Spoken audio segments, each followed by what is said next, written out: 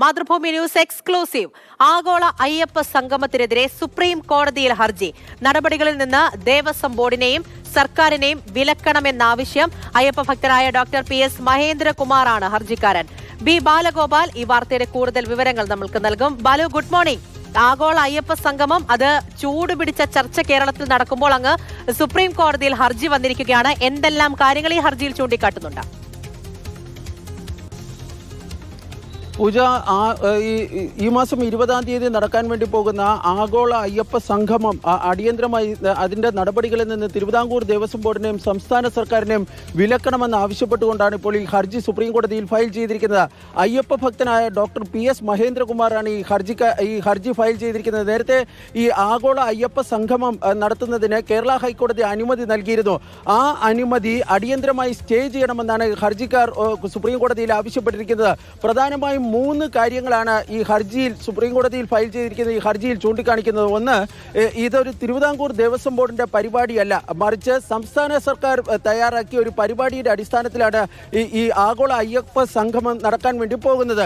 തിരുവിതാംകൂർ ദേവസ്വം ബോർഡിനെ മറയാക്കി സംസ്ഥാന സർക്കാർ നടത്തുന്ന ഒരു രാഷ്ട്രീയ നീക്കമാണ് ഈ ആഗോള അയ്യപ്പ സംഗമം എന്നാണ് ഇതിൽ ചൂണ്ടിക്കാണിച്ചിരിക്കുന്നത്. കാരണം ഈ നിരീശ്വരവാദികളായ രാഷ്ട്രീയ നേതാക്കളെയൊക്കെ ഇതിലേക്ക് ക്ഷണിച്ചിട്ടുണ്ട്. അതിൽ നിന്ന് തന്നെ ഇതൊരു രാഷ്ട്രീയ പരിപാടിയാണ് എന്ന് വ്യക്തമാണെന്നാണ് ഹർജിയിൽ ചൂണ്ടിക്കാണിച്ചിരിക്കുന്നത്. ഭരണഘടനാപരമായി നോക്കുകയാണെങ്കിൽ മതേതരം ഇന്ത്യയുടെ ഭരണഘടനയുടെ അടിസ്ഥാനപരമായ ഒരു തത്വമാണ്.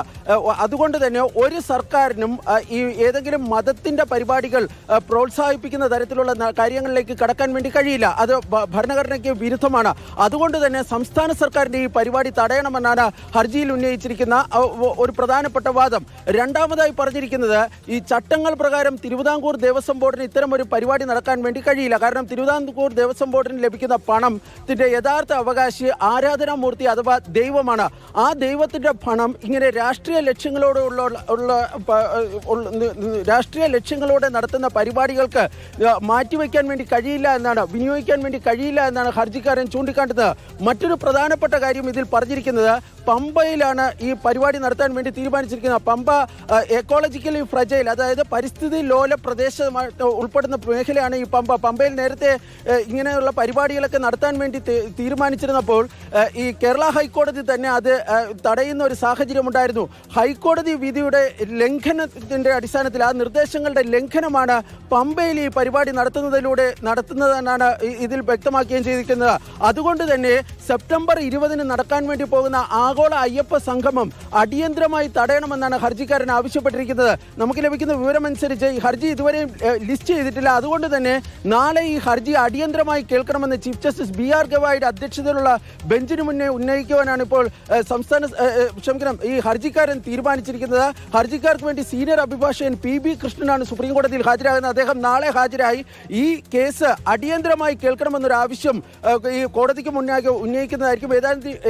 ഏതായാലും 20-ാം തീയതി നടക്കേണ്ട ഒരു പരിപാടി എന്നതിനാൽ തന്നെ അതിനു മുമ്പ് സുപ്രീം കോടതി ഈ ഹർജി പരിഗണിക്കാനുള്ള 20-ാം തീയതിയാണ് പരിപാടി നടക്കേണ്ടത്. നമ്മൾ തന്നെ കണ്ടു ഈ ആഗോള അയ്യപ്പ സംഗമവുമായി ബന്ധപ്പെട്ട് ഏത് വിധത്തിലാണ് കേരളത്തിൽ ചർച്ചകൾ ചൂടുപിടിച്ചു പോയത്. ഹൈക്കോടതിയുടെ ചോദ്യങ്ങൾ എങ്ങനെയാണ്, രൂക്ഷമായ ചോദ്യങ്ങൾ ഉയർത്തിക്കൊണ്ട് തന്നെയാണ് ഈ പരിപാടി അങ്ങ് നടക്കട്ടെ എന്ന് ഹൈക്കോടതി പോലും പറഞ്ഞത്.